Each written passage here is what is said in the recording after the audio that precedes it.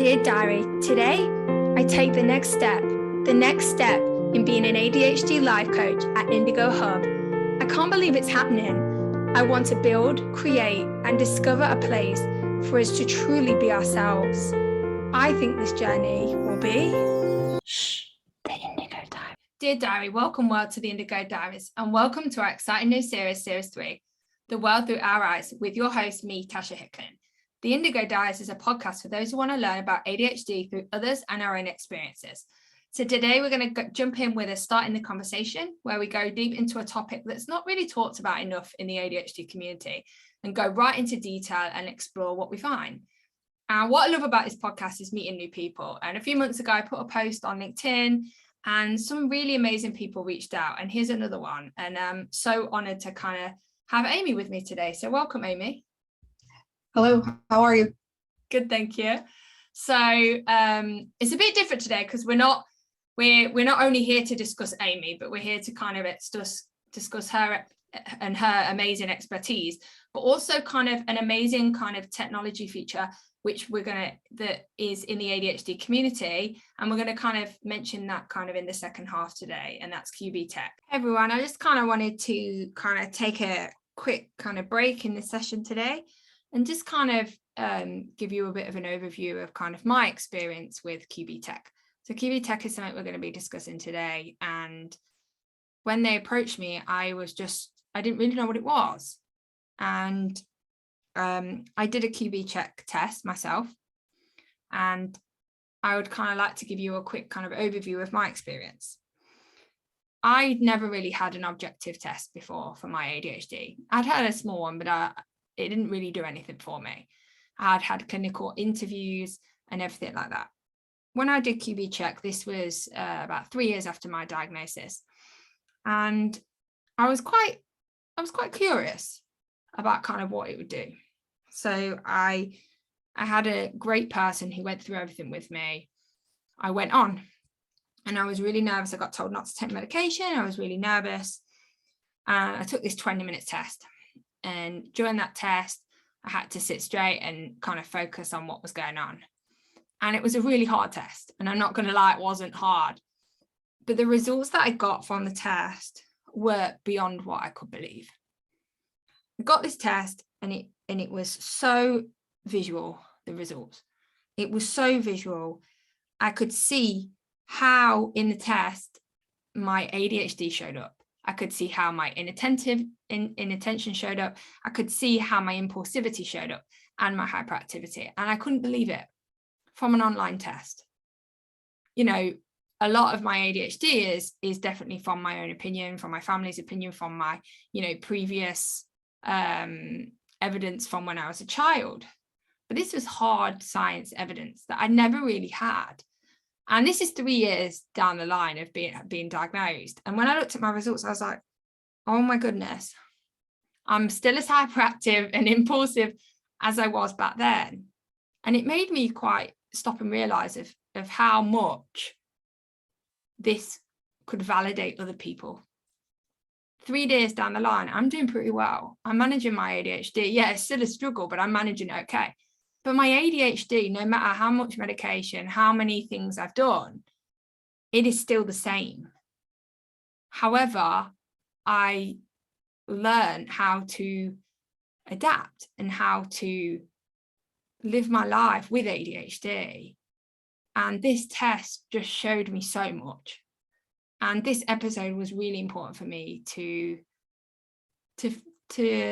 record, because it shows that sometimes a subjective test alone is not enough to kind of sometimes make you realize, wow, I have ADHD.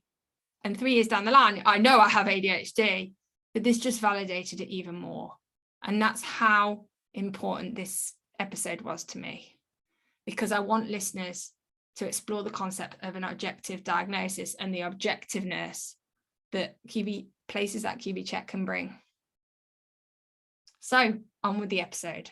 So I'm going to give you a bit of a bio on Amy and then we'll jump in. So Amy Quinn is a physician assistant and a clinical ADHD specialist in Kansas, where she lives with her 2 children.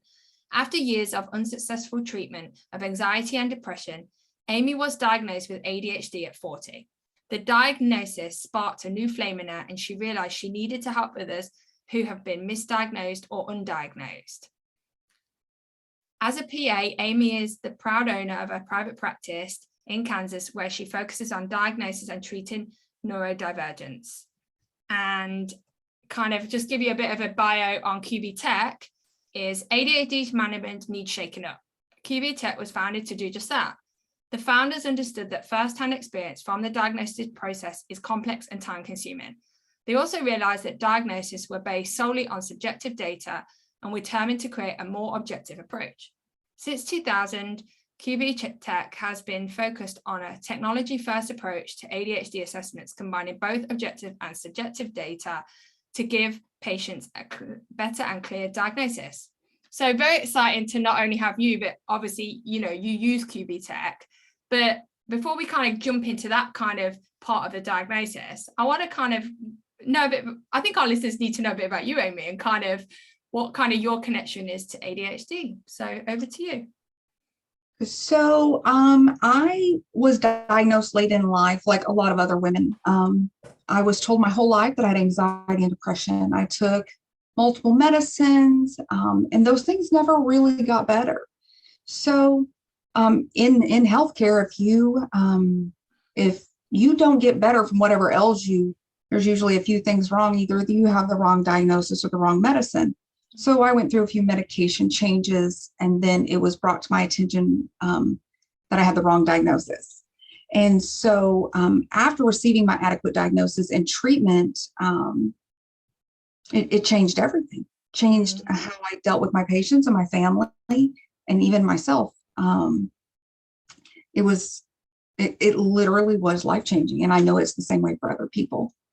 So when I went into practice, I really did realize that there was no one in our region, if not even further, that was focusing on neurodivergence.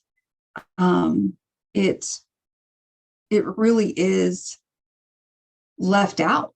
Most providers, whether physicians, nurse practitioners, PAs, they don't receive a lot of training for neurodivergence at all. We get those very subjective questionnaires to ask your kids to screen. And if they meet the questionnaire, they get 1 or 2 medicines. And if it's wrong, then they're just out of luck. They're just left to fend for themselves. And so I figured it had to be somebody, and it should be me. I love that. And using your own experience to help kind of, and taking what you've had and then taking that and making it different for people. Do you think that you said there that there's in your area, there's not a lot of kind of support and help for people with, neurodiversity? Do you think that's why it never got picked up for you? I think it didn't get picked up for me because of my age. People that were growing up in the 80s, if you were a boy and were disruptive or destructive, then you would often get that diagnosis. But girls, because as a whole, not everyone, as a whole, we don't display symptoms like that. So of course, by the time we are masking and doing all of those things, the average provider thinks that's anxiety. And that's understandable to think that. So I think I was missed because I was a girl growing up in the 80s, honestly. We just didn't know. No one knew how ADHD really looked in women or little girls for that matter. So I think, a lot of it is society. But I also think the way we look at it now is different. Yeah, I agree. Yeah. And it's that thing of sometimes it's not the right help, but obviously back then there wasn't that kind of awareness that there is now. I mean, it's still far from being what we need, but it is far, I can assume it's far better, and it was far better than when I was a kid. So kind of definitely you kind of took that. So what process did you go through? You got diagnosed, and then what process did you kind of go through after that? So I feel very lucky that it was brought to my attention that I had ADHD by an attending. And she downright told me, you need to see your doctor. This is an anxiety. You have ADHD. And I was completely confused. I was dumbfounded because I didn't know. So then when I went to my personal physician and told him the things that she had told me, he, of course, oh my gosh, I didn't see it. it's all right there. It's been there. I just didn't put two and two together. And so I was immediately sent to a psychologist where I received testing. I did a TOVA test, which is very common. It's probably been the standard of testing for many, many, many years. And I received an EEG. I went through a whole workup, and that's when I got my diagnosis. And luckily enough, my PCP was on board. As soon as he realized that a mistake had been made, he was right on board with treatment, diagnosing and treatment. Good. I know others are not that lucky, though. No. Yeah. Luckily, I also was educated in healthcare, so I could communicate with him. I was then almost a peer at that point. Yes. So he's definitely going to spend more time with me, hear my concerns, and hear what his other peers had to say about the behaviors that they had noticed. Yeah. Other people are not as secure as that. They don't even have the verbiage. They don't have the ability to even know something's wrong and who to call. I had that person at my fingertips. Yeah. So it's very different for other people. I can see that absolutely. Yeah, because that diagnosis, but also, we're talking about diagnosis, but it's not just a diagnosis and that's it, which a lot of people think, right? You get diagnosed, that's it. But it's the diagnosis and the treatment. And if you've not got that at your fingertips and you don't know where to go, it can be quite overwhelming and quite scary. So kind of coming back to kind of your practice, you wanted that for your community where you are. So what is it that kind of, your diagnosis process looks like? Usually if people are coming to my office, they have probably already seen their PCP and the PCP is unsure. They think it could be anxiety, it could be ADHD. They probably have already been to therapy and things just aren't working. So I, being the person in my community, the expert in my community, I get lots of referrals from pediatricians, PCPs, therapists. So when someone comes to my office, they are probably 90% headed in the direction of neurodivergence on some level. Someone else has said to them, something's not quite right here. When they come to my office, unlike any other office that I'm aware of in my area, I do, of course, patients have to fill out all of the very normal, standardized self-reporting scales, the Vanderbilt and so forth. So they have filled those out. And then I do require all of my patients, if they have not already received a TOVA from another provider, they are required to take an objective test, the Qbtech test. Okay. Then from there, we discuss management. What does that look like? Where do we go from there? So luckily, I can diagnose and treat in my office. A lot of people will go to just psychologists. They can give diagnosis, but then they're still left to find treatment. So that is a problem, because then if you can't get in with your primary care, who may or may not even be comfortable with that realm, to get into a med provider can be very challenging. I mean, I have a wait list to get in to see me. So it can be difficult. So they come in, they answer all of their questionnaires. I do a complete workup. Is it medical? Is it psychological? Can I blame it on something else? Is there inattentiveness linked to some other comorbid condition or differing problem? And then we talk about treatment and where to go from there, all in the same office. Usually, we try very hard to do it in the same visit. But if all of their paperwork and self-reporting scales are finished, and I already have reports from the prior providers, physicians, pediatricians, it makes the process a little bit smoother. Wow, I think that's amazing that, because obviously with people with ADHD or neurodiversity, it can be quite hard, that actual daunting process of a diagnosis, because it's like, right, I think I've got it, I've got to go to this person, then you've got to wait, then you get referred to this person, then there's this questionnaire to fill out, and you're doing it all by yourself. And the whole point of being there is because things like this you struggle with. But I like that you do it all there so that they have that support, and it makes it easier and more accessible, right? Oh, absolutely. Yeah. Absolutely, because their care is in one place. So yes, I have to refer back out for therapies, occupational therapies. But even then, I have such an amazing network of therapists who support me and my patients. The communication is better. There are just positives when you're in a community. So if you don't have a community, you make that community. And I think we've done a really good job of that here at my practice. Good. And that's really nice. Like, what kind of, like, in your kind of, experience so far, kind of in this area, what do you kind of find some of the pitfalls when it comes to diagnosis? Maybe not at your clinic, but in general. In general, we see lots of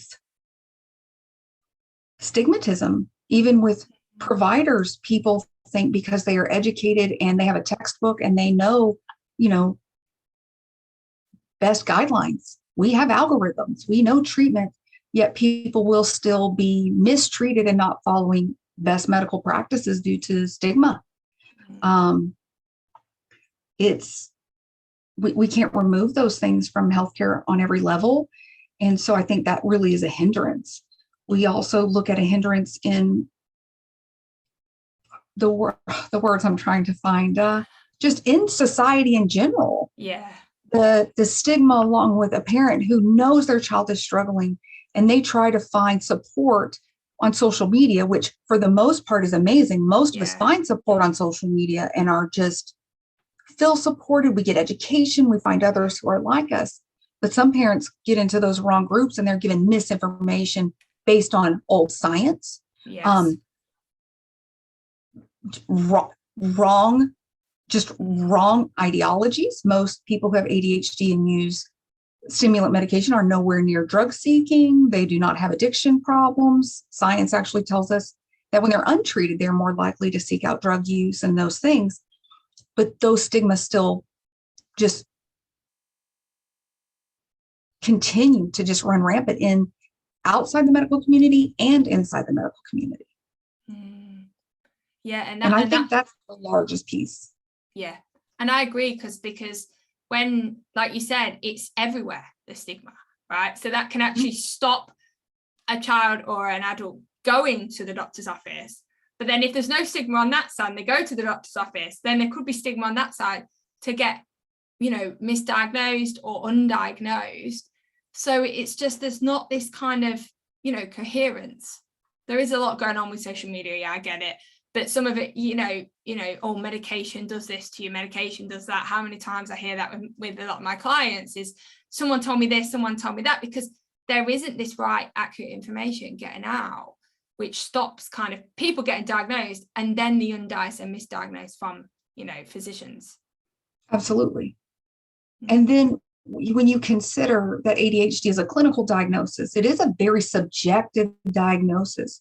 Do you meet these criteria? When did your symptoms begin? Does it happen in more than one arena? Is it home, school, church? Is it affecting you in emotional ways? Educationally, do you meet all these criteria? But it's still very subjective. And so most people say, physicians, providers of all sorts say, well, if they can just answer the right questions, then you give them a diagnosis. But that's not true at my office. At my office, you have to meet all of those clinical criteria, but that's when those objective tests come in. They measure how inattentive, how hyperactive, how impulsive you are compared to your peers. So it's very validating for these people to have something tangible. It's not my idea. It's not their idea. It's not, hey, I looked online, I think I might have ADHD. It's, I have these symptoms. Now what? What is there anything else? Is there something to help us, guide us with something tangible to hold on to see what's truly happening? Yeah, and I think that subjective obviously adds to the stigma because people may not believe it because it is so subjective. But then there's also that what I see with people is when they might not believe it because it's like, well, I've just struggled my whole life. This is what I think it is. but is it actually? And I get a lot of people that question their diagnosis. I did after I questioned it, like, why wasn't this picked up before, blah, blah, because it's so subjective by people's opinions, right? And what they see in you and how you show it. So you've, and I know in the UK, we use a lot of subjective tests rather than objective. So obviously that's, you know, why we're connected here. So kind of tell us a bit about kind of the objective test of Qbtech that you use. So I use Qbtech for one, because TOBA testing can take a very long time. Those workups can take hours or days and can be very, very expensive. Once you get in to see someone, that testing can be very expensive and prohibitive. So I use Qbtech. I think I think it is superior. I really do. In time alone, I can have a child or an adult testing and finished with this objective testing in 20 minutes. Children are a few minutes less. Adults who are inattentive or hyperactive, their test is 20 minutes. And so we're not forcing someone who's already uncomfortable. Lots of these people, you know, the majority of us have anxiety anyway, right? Because we're not fitting in. Are we doing well on this test? What are we doing? So we use this QB, and it's not a knowledge-based test. It's not. People think they're going to be questions. Who is the president in 1942? It's not that kind of a test. It is shapes and colors, and it's not something you can study for. It is not something that if you're not brilliantly smart, you can't, you know, do well in. Yeah. And I even have to tell people it's not about doing well. You don't pass or fail. It's not a graded thing. It's a scale thing. And how well do you perform? You know, how well do you perform near your peers? How like your peers are you? So they come in, they get worried because they think it's question answers, and it's not. So do you see colors and shapes on a screen? And if the shape and color for one stimulus, if the next one behind it is the same, you click a button. Okay. And the scientists who are way smarter than me have figured out that how you click, when you click, did you even see that stimulus? Did you even respond to it? Indicates, do you have a delayed reaction? Did you miss it altogether? Did you even respond to the stimulus at all? Did you pre-respond to the stimulus? Did you do all of these things? It happens so fast that people see 400 and something stimulus within 20 minutes. Wow, that's a lot. It is a lot. But it is what they have decided is the appropriate amount of stimulus to keep someone engaged as they possibly can, get accurate information, spit out data that I don't change, the patient doesn't change, and gives us something tangible in the end. How far off of, you know, regular, basic. I saw you put your fingers up there because it's like, what is the right word, right? because we want to say normal, correct? Yeah. They're not abnormal. No. We fight this stigma all the time. Every time we say normal, we pretend that we are abnormal, which is not the truth. Yes. Even sitting in meetings with drug companies who come into my office and then they want to talk about levels of illness.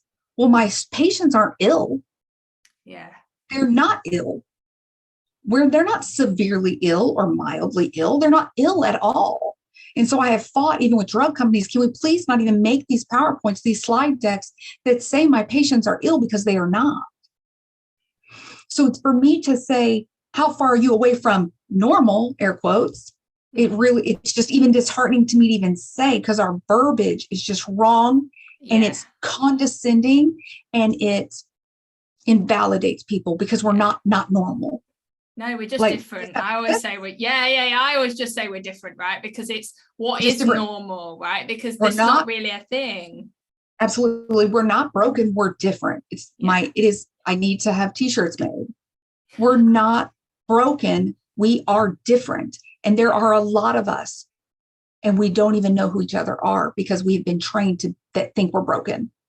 Yeah. And I 100% agree with you. And like, I mean, I could talk for hours about the terminology because it is such a thing. So you said that this kind of objective test does the kind of, they press the screen, and it's also a camera, right, as well, tracks your activity levels.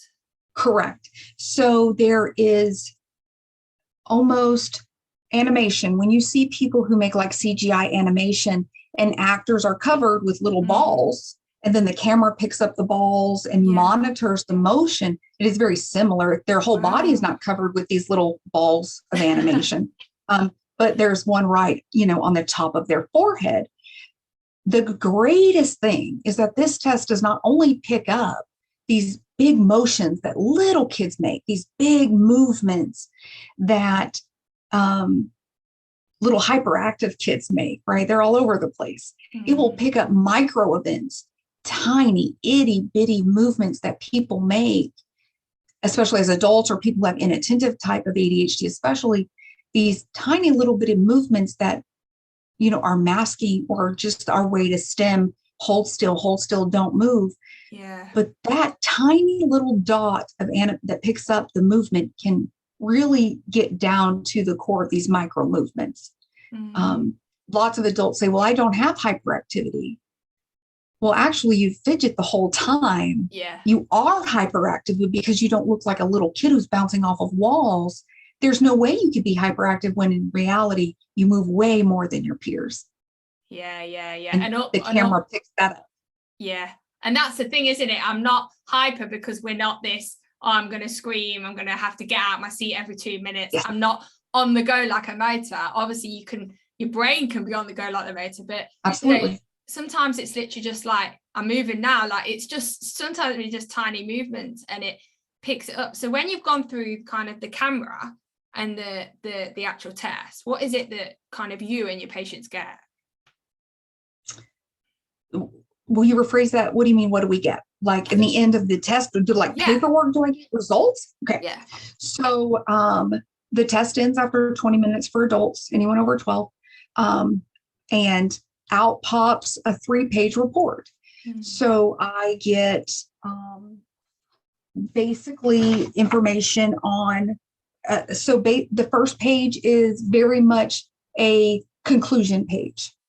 A few pieces of information with the numerical data that makes those pieces of information diagnostic or undiagnostic or indicative, I should say, indicative of hyperactivity, inattentiveness, and impulsiveness.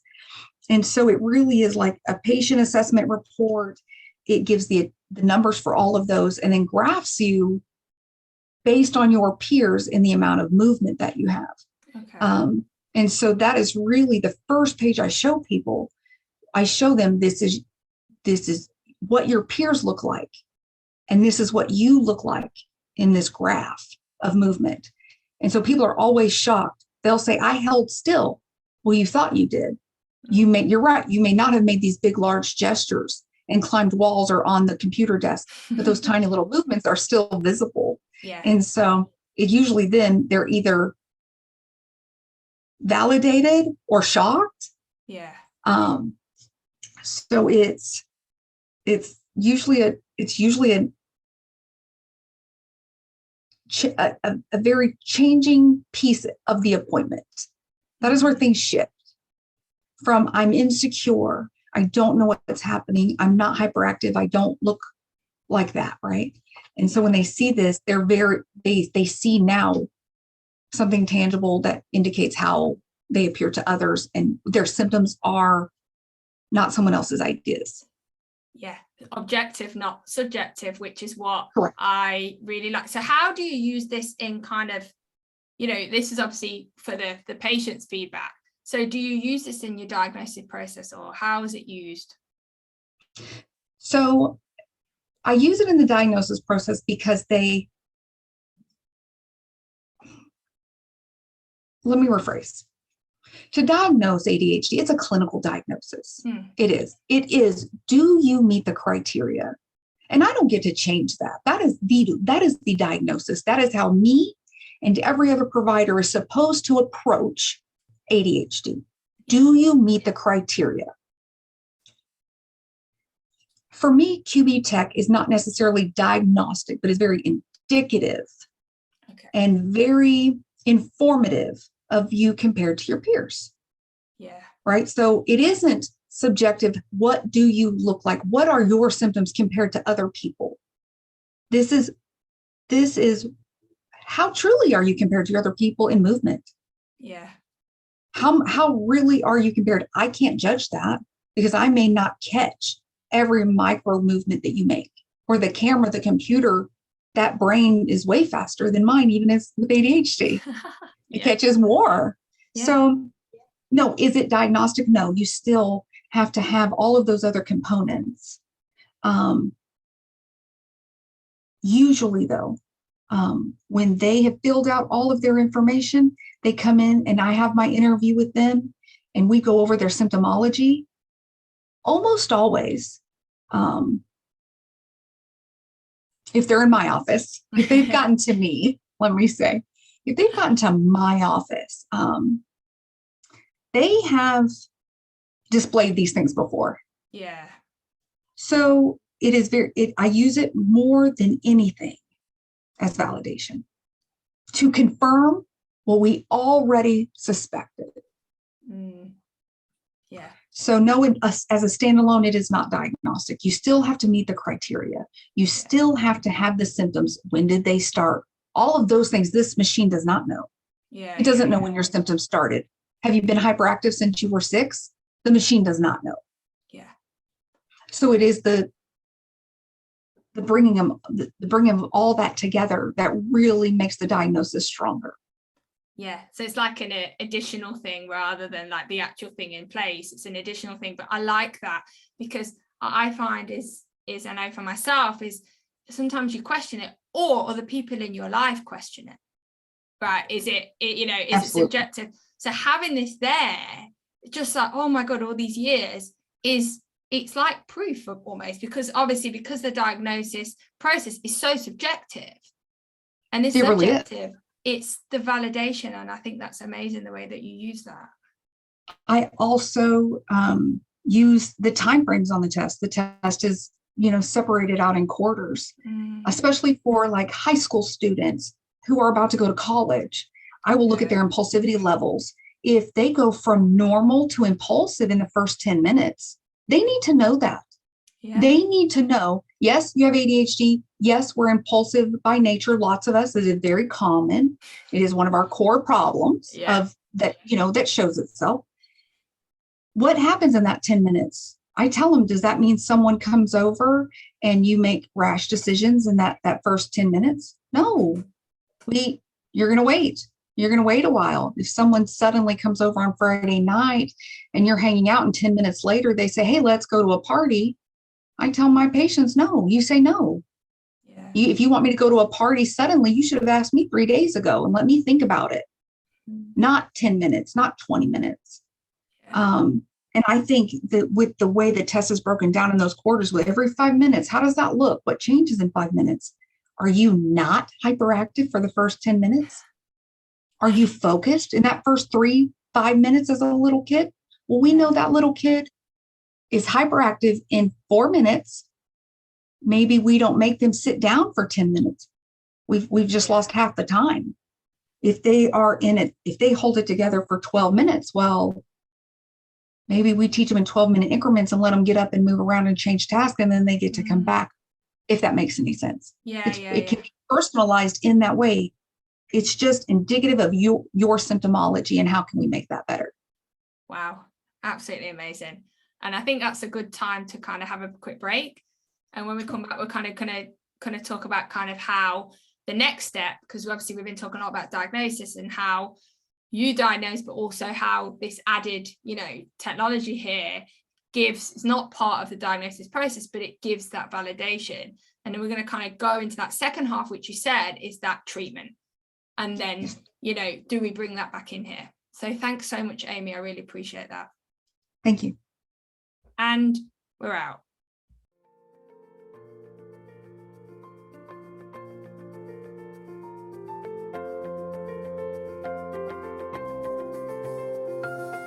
If you would like any more information on Indigo Hub or our Indigo support group, then please check out our website below or our link to our social media platforms, or email at indigohub.adhd@gmail.com. If you would like to offer any comments, feedback, get support, or if you're interested in the world hearing your story, then please reach out through any of our avenues. As said before, have a positive week. Check in again later. And we're out. And we're back. And as always, which I always say after the first half, is that we end up talking and then it's like, oh, right, we could mention that in this half. So it happens with every person, because guess what? We have ADHD. So we go.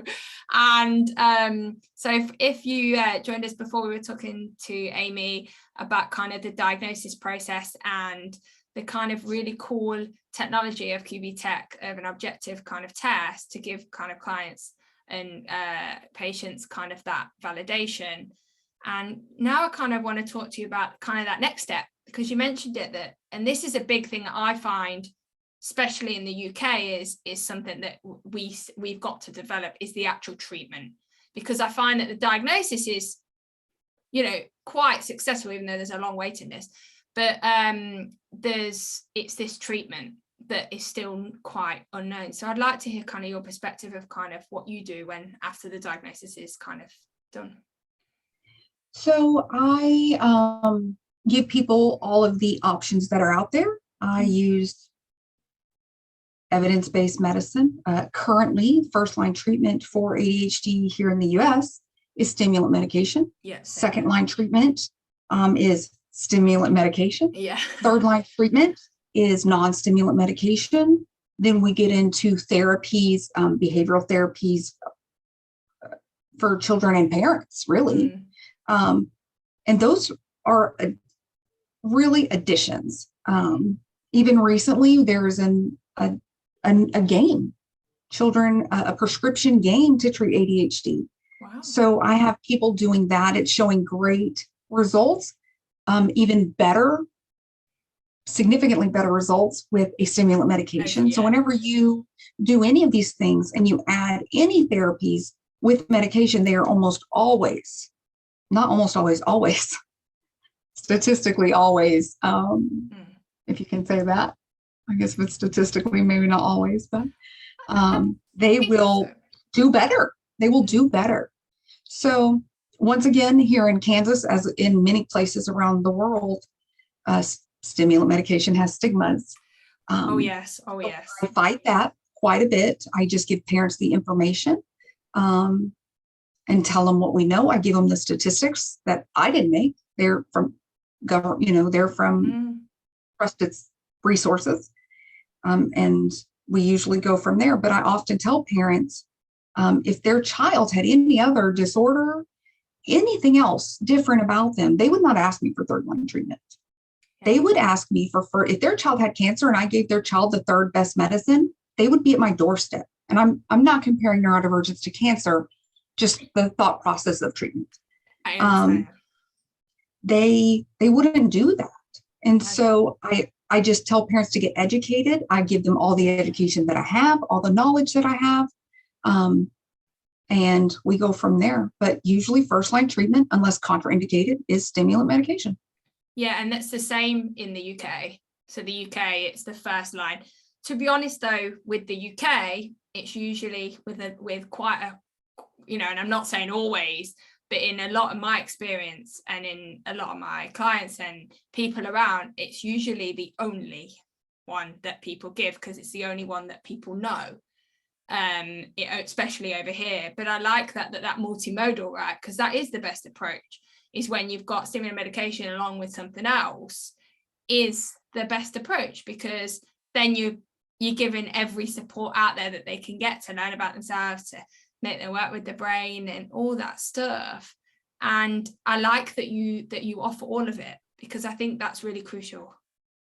It is. And when we start talking about treatment, to pretend that there is only one option, even first line treatment, and I go with first line treatment. Yeah, of course. there are times when we are not allowed to do first line treatment. So the treatment for women becomes especially problematic. When a young girl, there will come a time more than likely in her life where she will not be able to take stimulant medication. So if she's pregnant or breastfeeding, we have to make other arrangements. And so those are the times when those defense mechanisms and therapies, they all come into play, and we give her extra support. We make it all okay. It doesn't have to be, oh, you're a new mom, you're off your medicine, but you didn't get your laundry done. No, that's okay. You have ADHD, and that lots of us struggle with laundry. It's our arch nemesis. So those are the girls that then, yes, her community rallies and someone comes helps with laundry. Someone comes and helps with organization. Someone comes and helps and gives her a break from a screaming baby when lots of us are overstimulated by sound. So there are times when medicines are not going to work. And so it's imperative that these children, especially and adults, get every therapy and support they can get. Because it's not always one answer, always every day, forever, for everyone. Not one size fits all, right? Because obviously not one part of ADHD will ever be the same. Oh my goodness, no, never. Ever. We are all very much alike and very, very different individuals. Yeah, we sure are. We sure are. And you said there that what I really like is you brought the stigma thing in, because with treatment, yet again, here we are with probably one of the number one pitfalls, the main one is stigma when it comes to obviously medication. And I like that to fight that you give them the correct information. Oh, absolutely. I give them all the information, the newest information that I have. And it does not come with my own set of morals or judgment. It really is textbook medicine. We have protocols to do it. And so it's not about what do I think about stimulant medication as just judgment. That's not for me to judge. It's for me to do what I'm supposed to do and follow the algorithms made and treatment guidelines that are there for a reason. There is lots of gray in medicine. There is. But sometimes the starting point is very clear. Very clear. It is very clear with that first point. And I like that you, because I have heard when depending on what treatment you get depends on somebody's opinion and stuff like that. And I like that you keep it yet again objective. So is there a way of and I know that you've mentioned this before about using kind of the Qbtech with kind of medication? Yes. So when someone initially comes in and they take their test and they're unmedicated, untreated, that information we then use after treatment as well. So they will come in after stabilization. Not everyone gets the same medicine. Not everyone gets the same dose. Are there side effects? There is a very thin line between symptom resolution and side effect. And that very thin line is different for everyone. So after a few months and they are stable and we have figured out what's best for them, we retest them on medication. And then we compare the two. Qbtech actually gives us the option to compare the first test with the second test. We were allowed to put in what medications they are on, how long ago did they take that medication, and really compare, doesn't matter what medication, compare medicated and unmedicated or what other intervention there is. So I have retested children on stimulants, different doses. I have retested children who were on a stimulant and their parents decided that they wanted them to be on a non-stimulant, usually due to stigma. They have gotten, feedback from their community, their parents, the grandparents, aunts, uncles, someone else who has had, whether they had a negative experience or just in general, the stigma with the media, or really just naive. They just don't know. So they get worked up, they're scared. And so they want a non-stimulant. And then we even retest those children. And the differences between the stimulant and non-stimulant group indicated on QB is within itself is dramatic. In what way? So we use it. For instance, recently I had a child that was came to me medicated. She came to me on Vyvanse, a stimulant medication, very popular here in the U.S. Yeah. It's a good drug. I see great symptom resolution. And her parents wanted her moved to a non-stimulant. We did that. Happily, that's fine. We always, of course, take in always patients' desires, right? Like that's a piece of that puzzle. Yeah. So we take in and we changed her to a non-stimulant, stable on a non-stimulant. As far as her parents were concerned, they were still would notice hyperactivity, impulsivity, emotional dysregulation. However, they felt like the emotional dysregulation was the biggest portion that affected their daily household. They did see a decrease in her emotional dysregulation, moving to a non-stimulant, but not knowing her prior. I don't know how she was prior to the stimulant usage. Yeah. But the numbers for inattentiveness were quadruple the numbers on Vyvanse. Her activity level was over double. Oh my God. Her impulsivity was increased. So we weren't talking just a slight, increase in symptoms. We're quadruple in inattentiveness. Oh my And so goodness. if you think a child that cannot pay attention for longer than a few minutes isn't going to miss something imperative about their life, that's just, I think that's almost impossible. Yeah. Wow. So what does that look like for this little girl? Mm-hmm. So she went from being on Vyvanse, her attentive level was in complete perfection on the normal again, right? Average. Yeah. So then she's off the charts. Well, what does that mean when she starts to drive? What does that mean for our society when these inattentive children are then placed into adult situations? Mm-hmm. Do they make mistakes at work and lose their job? Do they get in a car wreck and hurt themselves or someone else? Do they, make life-changing omissions that weren't even intentional, but they missed them? So, there's more challenges than just, are they getting straight A's in school? Oh, yes. There's way more. And sometimes they're more imperative, right? And I like that, what you just said there, that you use it to see, because there's so many people I meet that are like, oh, I'm on the right, the doctor's told me this is the right medication, blah, blah, blah. It's not really doing much, it's not, or it's doing loads, but I don't really know what it's doing. And this, having one before and having one after can show, if you're on the right medication, if it's the right thing, and to show yet again, validation For sure. Absolutely. Even I have a teenage child off the charts, 98 percentile, 99 percentile in activity compared to their peers. On a stimulant medication, everything about her movement and inattentiveness on the normal range. Wow. The society acceptable normal range. Yeah, right? Don't worry, we got it.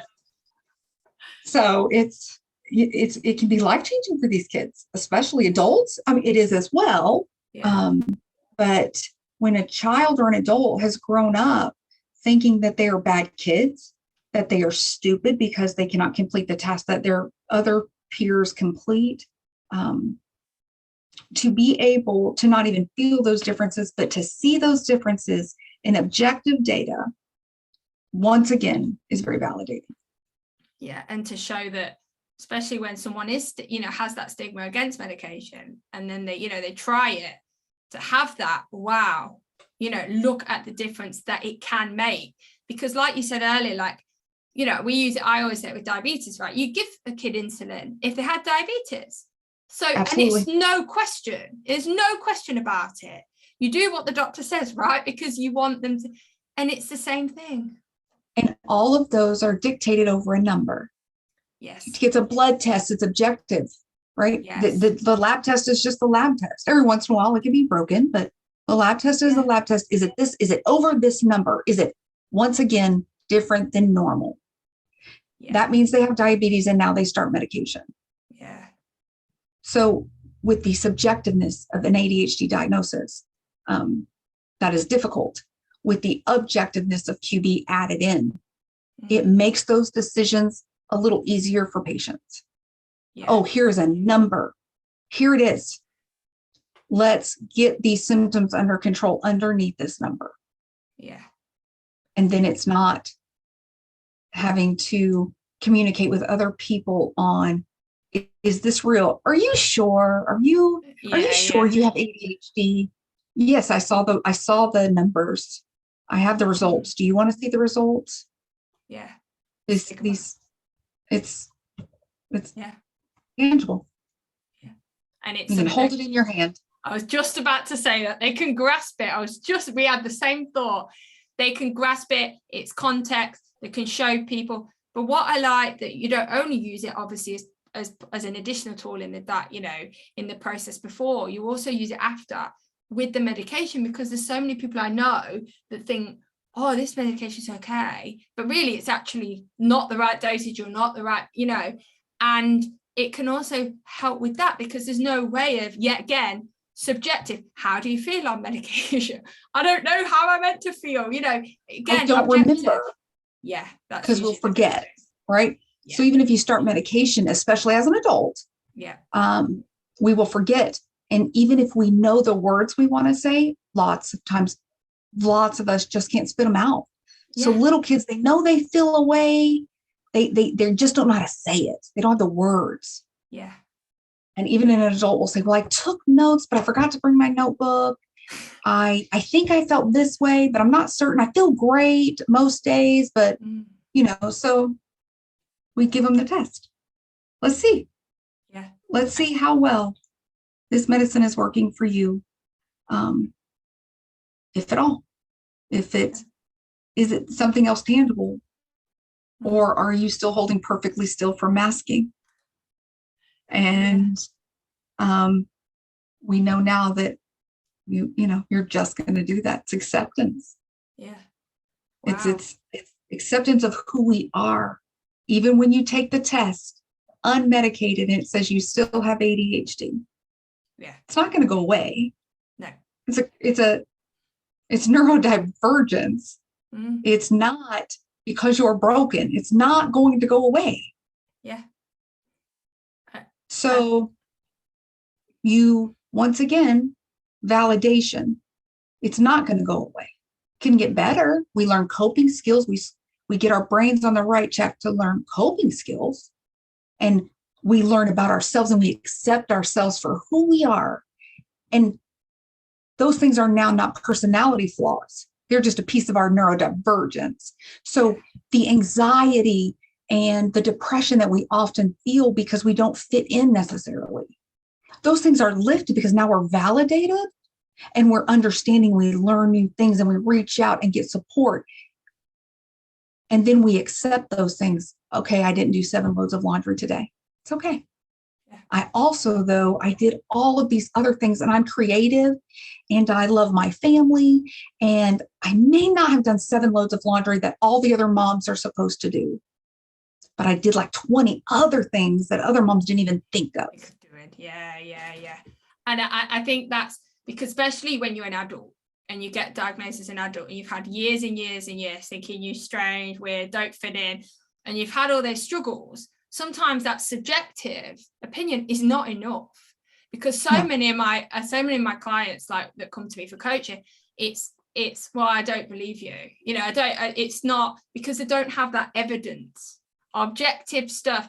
And here it is, before, after, and I'm going to put my hands up and I'm proof that ADHD doesn't go away, because I took the Qbtech test and I've been going through coaching. I've had all the occupational therapist, coach, therapist, medication, and still now my ADHD is just as apparent as it was. However, my coping and everything else, I'm not coping anymore. I'm living and it's part of who I am. is so much better, but it doesn't go away. And for me, that was validation that, wow, if my ADHD is still as, as apparent as it was back then, I'm doing a pretty good damn job now. Absolutely. You're also, that acceptance comes lessening of symptoms, because you're not masking anymore. You're not exhausted. You're not overwhelmed by just trying to hold it together to be average, right? So that acceptance alone just lets go. Yeah. The stigma, yes, I'm neurodivergent. Yes, I am. You're right. I may fidget. I may mask. I may stim with my fingers. I may talk too much. I may interrupt. But I'm still valid. I'm still worthy. I'm still intelligent. I'm still all of those things. But now you just have to, not just me, everyone else has to just know who I am. Yeah. Subjective and objective with Qbtech. Absolutely. No question. No question. It's helpful. And that's quite a nice kind of wrap up. I was just about to say, do you have any last words or last thoughts? I think that I'm valid, I'm this, and this is real, and I am who I am is such a great way. But any last thoughts anyway? I think if anyone ever takes anything away from me, I truly do hope that it is, you're not broken, you're just different. And actually, we're not all that rare. There are more of us than you can even consider. But because we look different, people miss us. So I really, really hope that people just understand that they aren't broken. They're just different, and they don't have to hide who they are. They do not have to be ashamed of being different. When people get their diagnosis, I was just reading about an article written in 2017, Harvard Business Review, about how neurodiversity has a competitive advantage. If we could have jobs and acceptance at employers who make accommodations for us, who specifically in my office, I'm super sensitive to sound. I don't have lights on because they buzz. Yes. So luckily I live in my own office where I can turn those lights off, and that doesn't bother anyone because I'm the boss. I've made my own accommodations. Yes. But what if we made accommodations for other people in their office to have the lights off if they buzz, or whatever that may look like? We're all different. Yeah. So, this isn't new information. This Harvard Business Review 2017, it's not new, but if it doesn't get into the right hands, or if people don't even know that for years and years and years, they've been talking about us. When you don't know you're part of the us, you don't even know where to start. So if they can get their diagnosis, get some validation, get treatment and acceptance, then we'll conquer anything. Wow, I like that. Yeah. Subjective and objective. That's my takeaway. Absolutely. Absolutely. And I think that this is really special. And I think that for me, what I'm taking away is kind of this: if you're not getting this validation and stuff from your provider, go find someone else. Because absolutely. There are people, look, you're proof. There are people out there that do the subjective objective on the other side for multimodal treatment, and it works. It does work. It does. It does work. Yeah. And we're better. We're better with the understanding of what's happening to us. Yeah. So don't settle. Go and find what you need to do and what you need and validate of who you are, because like Amy says, we're just different. Just different. Yeah. There is, yes, there aren't a lot of us out here doing, specializing in ADHD treatment. There aren't a lot, but there are more. You just have to find them, seek them out. We're here. But an accurate diagnosis from someone who understands is irreplaceable. Yeah. And I'm going to leave it at that. So Amy, if people want to find you, where can they find you? So, good question. So currently I am a piece of a partnership practice. I will I am moving to a singular office to solely focus on ADHD treatment, neurodivergent treatment, ADHD autism. The name of my new clinic will actually be called the Neurodivergent Consultants of Kansas. Oh, so my nice. doors will be opening in my new location August 1st. Someone can Google me on Psychology Today and be able to get all of the information to see me if they live in Kansas. Yeah. So we telemedicine, I do telemedicine. I'm actually, I believe, the only provider in Kansas that does Qbtech through telemedicine in the state of Kansas. Wow. There are others like me. We just have to find them. Yeah. So don't be discouraged if those people are not in your area. We'll figure it out eventually. But keep looking. We're around. Mm-hmm. Keep looking for the diagnosis and treatment that you deserve. So Absolutely. Thank you so much, Amy. I really appreciate you coming on. This has been thank you for having me. Oh no, great conversation and really, really in depth. And I hope that people take something away from this. And just know that, we'll be dropping a new episode again in the next 2 weeks. And if you're interested on coming on as a guest, as a professional, or you want the world to hear your story in Series 1, then please reach out through our social media avenues. And all the information on where you can find anything that was mentioned today is always below in the description. So thanks again, Amy. And I hope you come, learn, listen, and experience the world through not my eyes, but our eyes. Why not? Have an amazing week.